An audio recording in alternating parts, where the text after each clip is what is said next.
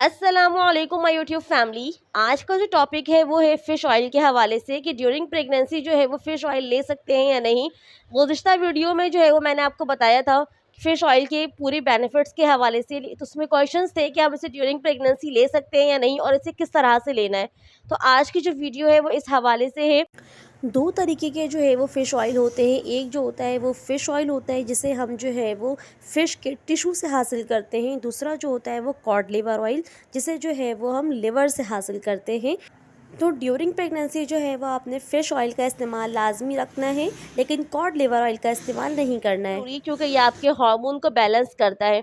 ये प्रोस्टाग्लैंडिन एक हार्मोन होता है, इसकी प्रोडक्शन करवाता है और आपकी जो बॉडी में प्रोस्टाग्लैंडिन की जो हार्मोन है ड्यूरिंग प्रेगनेंसी उसको ये बैलेंस रखता है।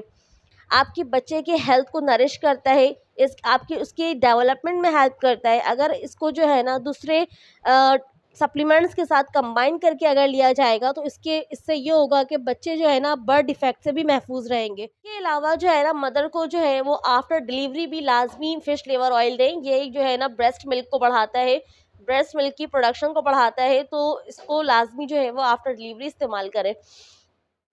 मैंने आपको पिछली वीडियो में भी अपने बताया है कि इसका सही इस्तेमाल जो है वो प्रेगनेंसी में सेफ़ है, अदरवाइज़ जो है वो प्री टर्म बेबी भी हो सकता है, यानी कि लेबर पेन हो सकते हैं, डिलीवरी हो सकती है।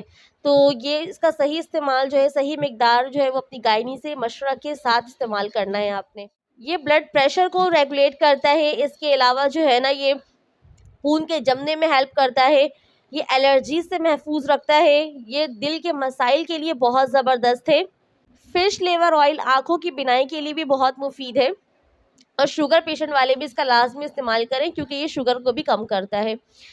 अगर मैं इसके डोज़ेज की बात करूँ तो आपने जो है ना 300 मिलीग्राम लेना है डीएचए डेली लेना है, रोज़ाना 1, और इसे आपने इस्तेमाल करना है स्टार्ट ऑफ वीक से लेकर 12 वीक या 13 वीक तक। इस तरह आपने इस्तेमाल करना है। इसको जो है वो दूसरे सप्लीमेंट्स के साथ कंबाइन करके लेंगी, जैसे कि फॉलिक एसिड हो गया, B6 हुआ, B12, vitamin B6, vitamin B12।